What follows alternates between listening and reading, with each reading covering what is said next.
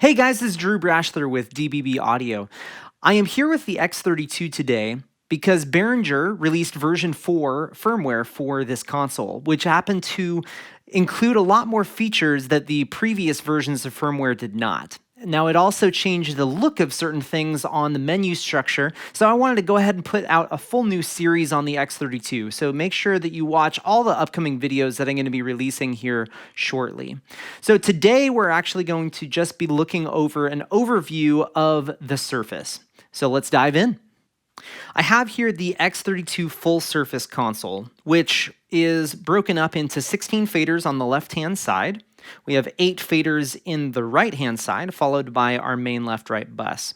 Let's go ahead and focus on the left bank of faders first. We see that we have 16 faders here, and we have these layer buttons on the left-hand side. Now, these layer buttons control these 16 faders, and these are motorized faders, so if I move them up and I then press the 17 through 32, it's going to flip these channels from, instead of being 1 through 16, to now being 17 through 32.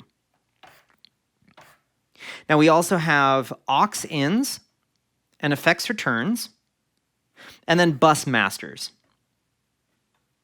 Now, channels 1 through 16 and 17 through 32 give us the full processing of the board available to those channels. Now, what does that mean? That means that we have the full processing of the board for channels 1 through 32, which means that we can apply delay, we can apply the gate, the dynamics, EQ, and use all the mix bus sends to do all the destinations of the board.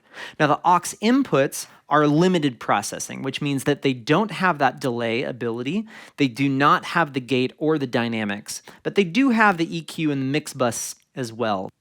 Now, we then have the bus master level. Now, this would give us all 16 mix buses that are available on the X32. Let's go ahead and move over to the right-hand side of the board now. So we have our 8 faders here, followed by our 4 layer control buttons. We have group DCA 1 through 8, bus 1 through 8, bus 9 through 16, and matrix 1 through 6, followed by our mono or center channel. Let's go ahead and start out with DCAs. Now, DCA stands for Digitally Controlled Amplifier, and I will be making another video to follow up on how to use these, but we can think of these as a remote control to the faders that are assigned to it. Some people misinterpret a DCA and think that it's an audio path that sums audio together, but it is not that. It is only a remote control to the faders that are assigned to it. So there is no summation that happens in a DCA. So we can think of these 8 DCAs as different remote controls to the faders that are assigned to it. And I'll go over that in a different video. Bus 1 through 8 and bus 9 through 16 happen to be the same bus masters that we see on the left-hand side of the board, just laid out in the right-hand side faders. So we can see if I move this fader up and down, it's going to correspond to bus 1 on this side and also raise that up and down. Same thing with 9. I would also see that there. The benefit of having the mix buses on the right-hand side and channels on the left-hand side is I can use this very cool function called Sends On Fader, which allows me to select a mix bus and then press Sends On Fader, and I can now assign my different channels into this mix bus. We'll also be following up with a different video on this in the future. Very last thing I have is matrix 1 through 6. Matrix 1 through 6 is going to be a destination for my mains or any of my mix buses. So this would be very helpful to have your main left right set on 1 and 2. That way you can have your master fader up at 0, and then if you find that your PA is all too loud in that room, once you install this board, you can actually attenuate it here. Or if, for instance, if you had a cry room or a lobby that needed a PA feed but it was mono, you could actually sum together your stereo left-right mix into this matrix 3 and have a volume control over your lobby or cry room. Now that we have our right fader bank and our left fader bank set, let's go ahead and take a look at the different functions that we have in the faders here. So we can see that we have a select button as well as a meter. Now this meter has a compression light at the top, followed by a clip, a -6, -12, -18, -30, and a -60 LED light, which will show any activity if the channel has audio in it. Followed by a gate light down at the bottom. The gate light will turn on whenever the gate is active or closed. The compressor light will turn on whenever there is gain reduction happening in the dynamics section.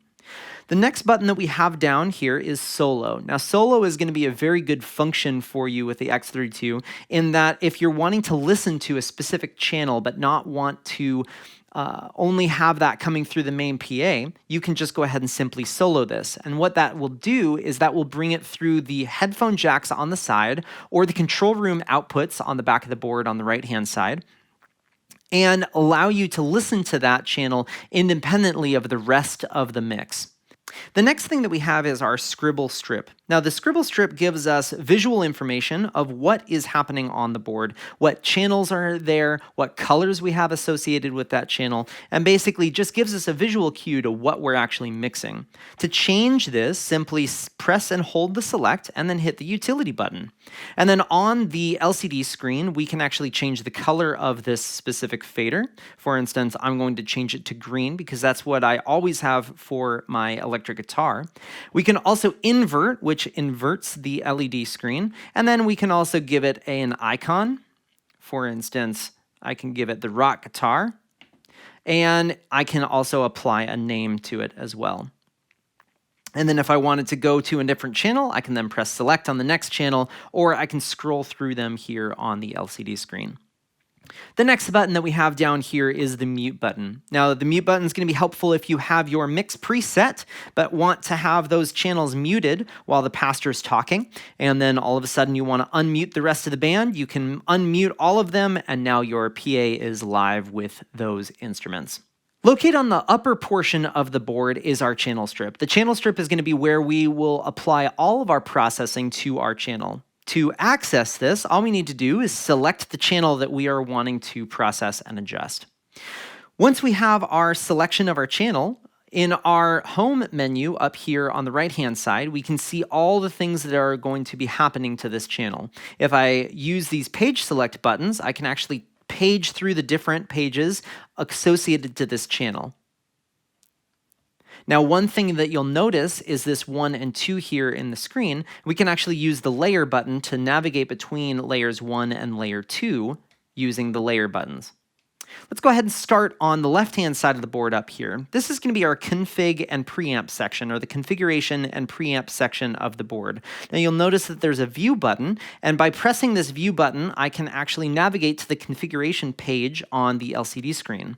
Now, the configuration and preamp section is going to be the main spot that you'll go to when you're first setting up your board, because you have your preamp gain in the upper left-hand corner, followed by your phantom power and your polarity reversal button.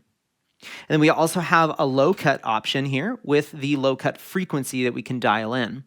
One upgrade to the new firmware is that we can actually see a visual representation of where we are using this low cut, followed by any of the EQ sections that we apply later. If we navigate to the LCD screen, we'll notice that we have a couple other options as well. For instance, linking one channel to another. If we wanted to link an odd to an even channel, what we would have to do is we'd select the odd channel that we want to link with the even channel, and then we would just go ahead and press link. And then we would need to confirm using the page select buttons, either no for left side or the right for yes. And now these two channels are linked together as a stereo channel. Now, the benefit of the stereo channel is any parameters that you change to the left side will also change on the right-hand side, except panning. Panning is the only thing that won't be linked on these, and you can change the level of linking of your channels going into your setup and then tabbing over to config under link preferences. Now, moving on back into our configuration and preamp tab, we have our low cut, which can be initiated and dialed in using the 4th rotary knob. We also have the ability of changing our insert positions on this screen as well. Let's go ahead and move over to the gate section. We can see that the gate section is right here on the board, and we have a gate/ducker button, which when we press that, it enables the gate. If we press it again, it disables the gate. So we can see that anything that's orange is enabled, and anything that is gray in these buttons is disabled. Now let's go ahead and press view on the gate section. We can see in the LCD screen, we have the gate section dialed in right here. So we can enable the gate, and we can see that gain reduction will be applied, or attenuation will be applied to this channel. And we can also change the threshold by changing the threshold knob. Now, the remainder of the functions are going to be adjusted in the LCD screen. For instance, attack, hold, release, the range of your gate, as well as the type of gate, either expansion or gate, or even ducking. Now let's go ahead and move over to the dynamics section next. We can go ahead and press view on the dynamics, as well as engage the compressor or activate it. And then we have a threshold that we can adjust using this knob here. And then we also have our ratio, attack, hold, release, as well as key filters for both the gate and the dynamics. Now you can see that we have a meter here in between the gate and the dynamic section. We have a compressor light which will turn on whenever the compressor is actually applying gain reduction, followed by a gain reduction meter of 2 dB, 4 dB, 6, 10, 18, and 30 dB. The gate light will turn on whenever the gate is closed, and attenuating the channel in the gate section. Both the dynamics and the gate section have key filters that you can use to dial in the gate and the dynamics a little bit more fine-tuned, which we can navigate to the layer 2 on each of the dynamics or the gate page. Let's go ahead and jump over into the EQ section. We can go ahead and press view on the EQ section, which will bring it up on the LCD screen, as well as activate the equalizer by pressing equalizer. Now we have 4 bands of EQ. We have our high, high mid, and low.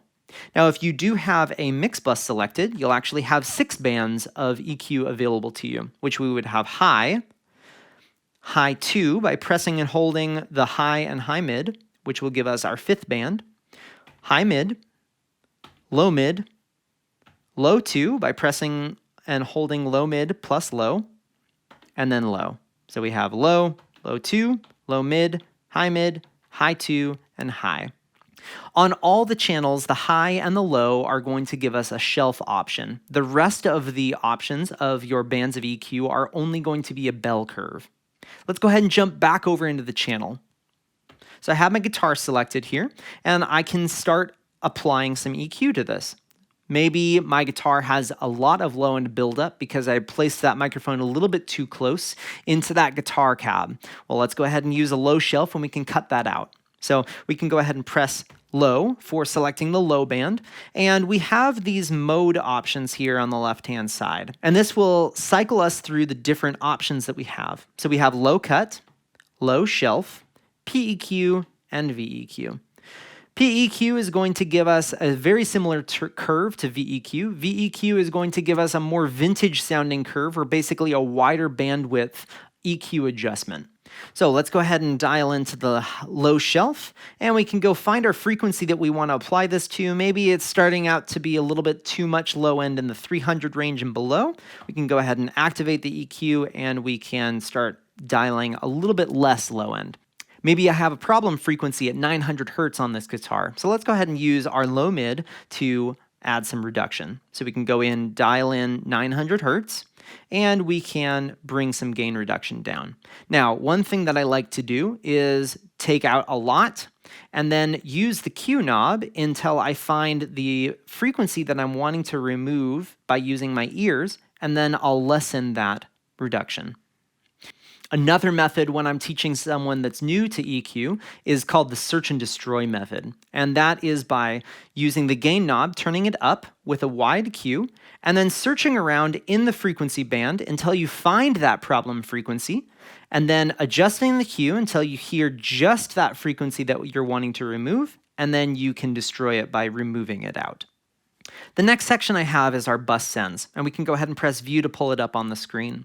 We can see that we have 4 rotary knobs followed by 4 layer buttons.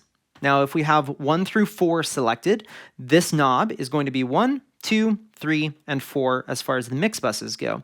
When we have 5 through 8, this is going to be 5, 6, 7, 8, 9 through 12, 9, 10, 11, 12, and 13 through 16.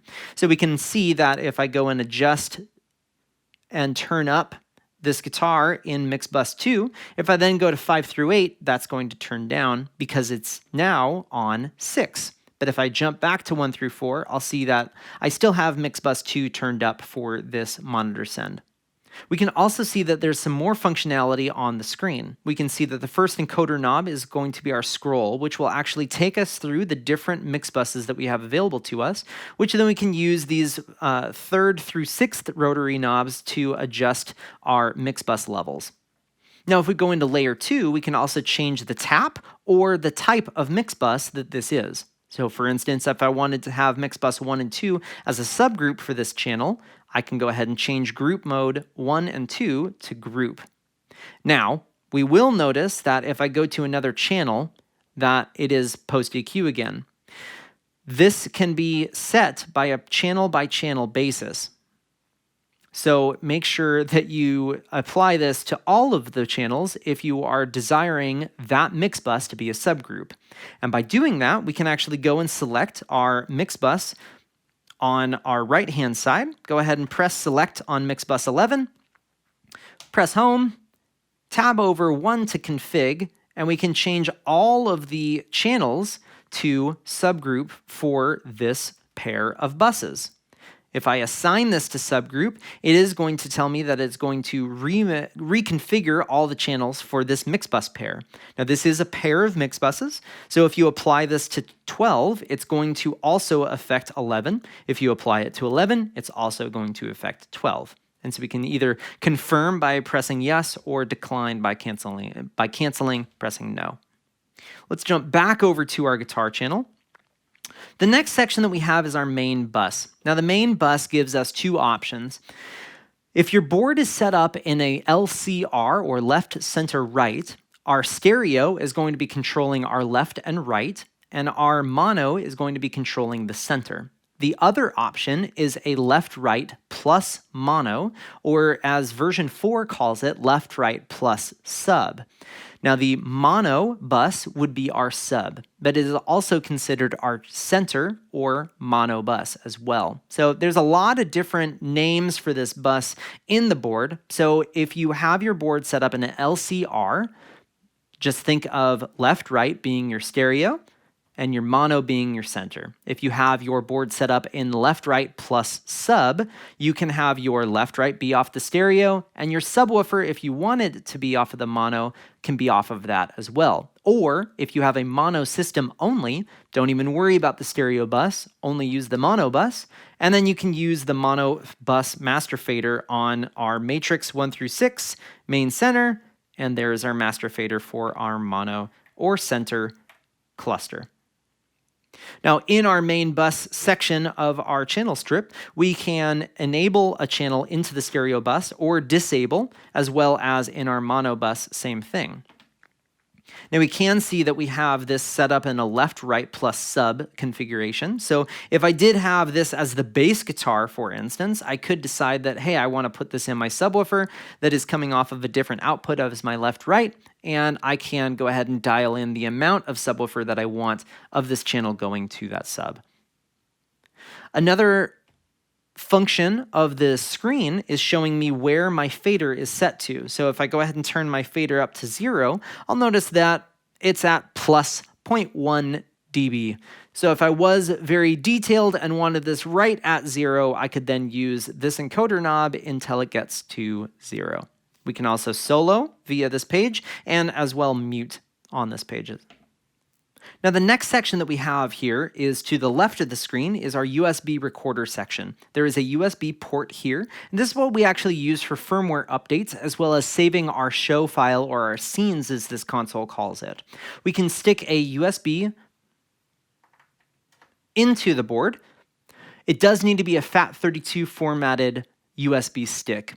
And then once we have plugged this in, you'll notice the access light will turn on if the USB drive is being accessed. I can go ahead and press View and pull up a USB recorder. Now, what's neat about this is the console can record a stereo wave to this USB stick right off of the channels. You can set this up to be your left-right mix bus. If you wanted to provide a mix down of your show to the band, you could go ahead and simply press record, and it's already set to the main left and right. This will record a stereo wave which is going to be the sample rate of your console, which is either 48 kilohertz or 44.1 kilohertz, and it's going to be a bit rate of 24. Now you can play audio directly from this if we wanted to. We can actually record on a separate computer into a 48 kilohertz 24-bit wave stereo and place it back onto this USB drive, stick it in the console, and then just press play. The channels will show up in our aux USB, which is aux 7 and 8, and we can just turn it up if we wanted to play back some audio. So this would be one option if you wanted to just have some background music playing before the show. The next thing that we come to is our screen. We have 6 rotary knobs on the bottom, followed by our layer buttons, plus our page select buttons. And then we have our menu function buttons on the right-hand side, followed by home, which is going to be the home base for really everything on the board. So get in the habit of pressing select on a channel and then pressing home on the LCD screen controls. The next thing that we have down is our meters button. The meters gives us different meters for all of the different channels and destinations of the X32. We can see we have all 32 channels here, and if I started applying a mix, we would actually see those faders changing up and down, followed by mutes will show as well. The next thing that it shows is our mix buses. So to get over to the mix bus, we would page select over to our mix buses, and here's our mix buses, matrix, and main bus. We then have our aux and effects page meters, which would show us our aux outputs, which is going to be our aux sends. Those are going to be our outputs on 1 through 6 on the back of the board. We have our aux returns, which is actually going to be our auxiliary inputs on the back of the board, which would be the TRS. We also have our effects returns, which are going to be the effects channels that return from the effects rack right here. The next one is going to be our inputs and outputs. This is going to be all inputs and all outputs of the X32. This will show you all 32 inputs, aux outputs, aux inputs, our 16 XLR outputs on the back of the board, followed by our P16 Ultranet outputs that you can use with the P16 monitoring system from Behringer. We also have an RTA, which can be either the selected channel, monitor, or you can actually go and select a specific channel. If you had, for instance, an RTA mic set up in front of house and you had that, say, in channel 32, you could go ahead and press channel 32 and it would be the source. For most people, either the selected channel or the monitor is going to be the best function for this. We also have auto mix, which I'm going to be covering in a different video. The next button that we have is our routing. Now, the routing is going to be the center of the board of where you're bringing all of your audio in from sources and sending audio out to your destinations. So we can see that it has these blocks here in the left-hand side. Now, if you are used to version 3 or earlier firmware versions, you will notice that this does look different. So we are going to be making a video on this specifically, showing you the differences of this, but the input blocks are the same as the old firmware, and AES-A is going to be our AES-A port of the AES-50. AES-B is going to be the AES-50B port. Card is going to be our expansion card, which is on the back of the board. I currently have the X Live connected into my board. And we also have XLR, which is going to be the local XLR outputs on the back of the X32. Now, if we continue to page over, we'll actually get into our patch section. This is going to be where we will actually select what sources we want to send where for our outputs. So we can see that we have outputs 1 through 16 here. And then if we tab over one more, we have our aux outs 1 through 6, followed by our AES EBU output. We also have our P16, and then we have this new thing called user routing. The user routing allows us to do one-to-one patching. Previous versions of the firmware would have us routing in blocks of 8. So if I had 32 inputs up on stage, but I was only using 30 of them, and then I had 2 wireless microphones sitting here at front of house, I would actually have to run an XLR line from here all the way up to the stage to get them into the XLRs of the stage rack. Now we can do what's called user routing and do one-to-one patching, which means that I can access all 30 inputs up on stage, followed by 2 local XLR inputs here on the local board. I will be doing another video diving into this specifically, so keep an eye out for that. The next button that we have down is our setup.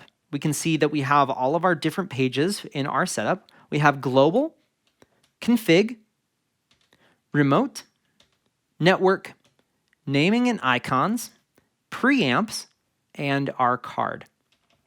Any of the options that you need to adjust can be adjusted by the rotary knobs on the bottom of the screen. So for instance, if I was wanting to set my sample rate to 44.1 instead of 48 kilohertz, all I would do is go ahead and rotate this until I highlight 44.1, and I would press set. And now my console is set to 44.1 kilohertz of sample rate. If I was wanting to change that back to 48, now I'm back to 48. I can also change my clock source, change time of date, and do a lot of different configuration presets on the board using my setup menu. The next thing that I have is my library. Now, the library allows me to go and save a preset that I want for the channels, my effects, routing, or the AES50. The next button that I have is my effects. This is going to be on my effects rack. The Behringer X32 has 8 effects racks, which are very, very awesome. Effects racks 1 through 4 are going to be for our time-based effects. For instance, reverb, delays, chorus, flanger, things like that. Effects racks 5 through 8 are going to be my insert effects. Now, I can go and apply an insert effect on 1 through 4 if I wanted to apply that to a specific channel, or I could use effects 5 through 8 to do that as well. But I would not be able to go and place a time-based effect on 5 through 8. For instance, I'm not able to place a reverb on any of the effects racks 5 through 8.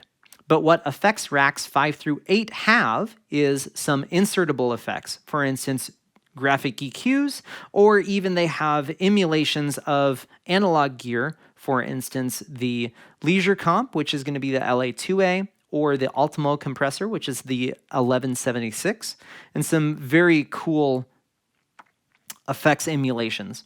Now, I do have a full series of effects tutorials on all of these different effects that are available to us in the effects rack of the X32, so make sure you go search for those on YouTube.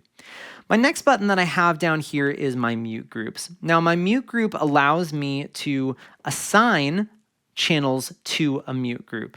Now, I can go ahead and press mute group, and then press and hold the mute group that I'm wanting to assign channels to, and go assign those channels to it.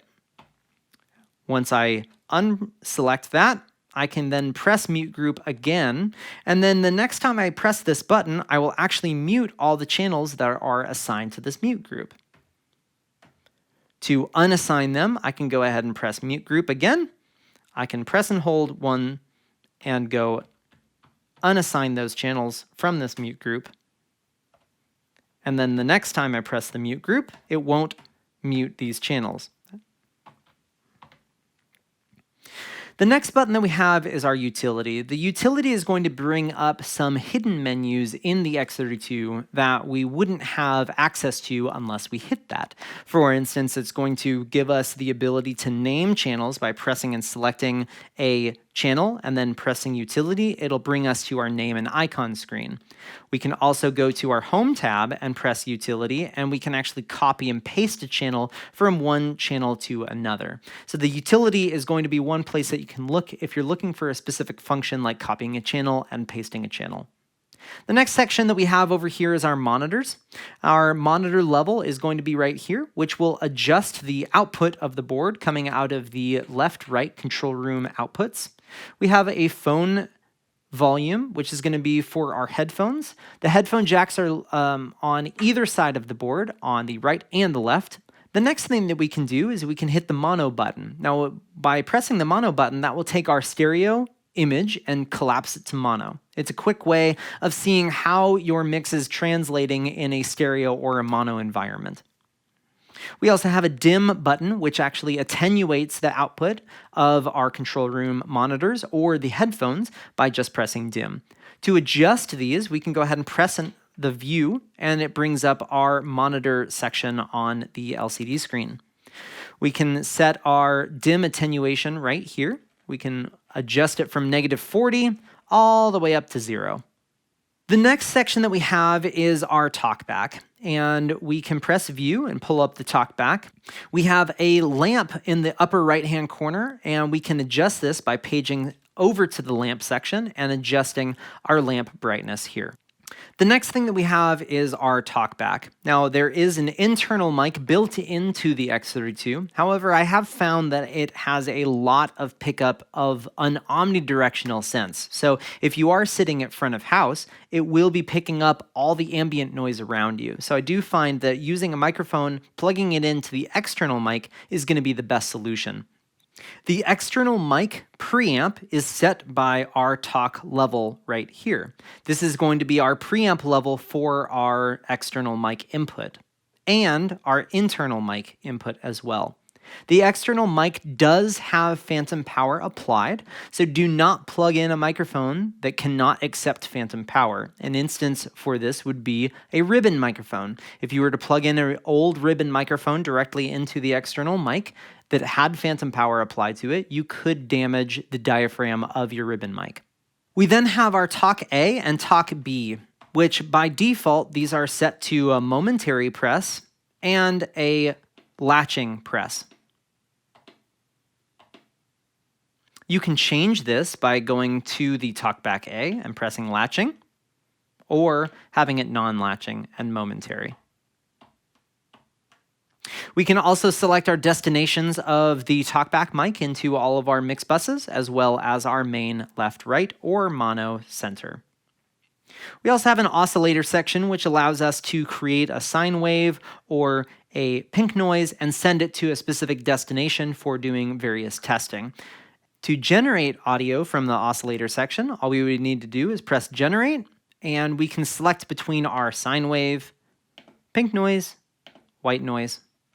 And then we can also select different sections of where we would want this to go to. So if I wanted to have it on my main left-right, we can now see that it's there. The next section that I have is my scenes, and I can go ahead and press view. Scenes are going to be where I save all of my show files to. So if I have a scene for my youth band and then a scene for my adult band for different portions of my Sunday, then I would save those in two different scenes. Now the scenes are going to be an instant recall. So immediately when you press go and confirm, it is going to snap the console and change all of the inputs and faders and anything that you have applied into that scene immediately. There is no crossfade time. So if you were, for instance, having two songs, one and then another, and you saved one song in one scene and saved another song in the other scene and recalled, your faders would snap immediately once you pressed go. The next section down here is my assign section. I kind of like to call this the user-defined section because I choose what I want on these different knobs and buttons. And we can see that there is different layers or sets of these buttons. And so I can go and change this to be a tap, or I could go and have this be a mute function for another channel, or I could even have one of the rotary knobs be the volume of another channel. I usually like to do this with my iPod, so let's go ahead and do that real quick. So my iPod I usually have on aux 5 and 6, and so I can go ahead and link these two real quick. So let's go ahead and press select on aux 5. We'll go and link 5 and 6. So this is going to be my iPod. And if I go and press layer set C and then view, I can now tab over to layer set C, and I can have encoder 4 be a fader for my aux 5. And because these two channels are linked when I'm turning up layer fader 5, it's also affecting fader 6. So I can easily use this to be my volume for my iPod while I'm mixing the band. Okay, band just finished, and now I can bring in some house music. So that is a general overview of the X32 Surface. Make sure to like or subscribe to my channel, as well as check out my blog for more information and tutorials on the X32. And I am very excited to release the rest of these videos here very soon for teaching you the rest of the new version 4 of the X32. So keep an eye out for those. Thank you so much.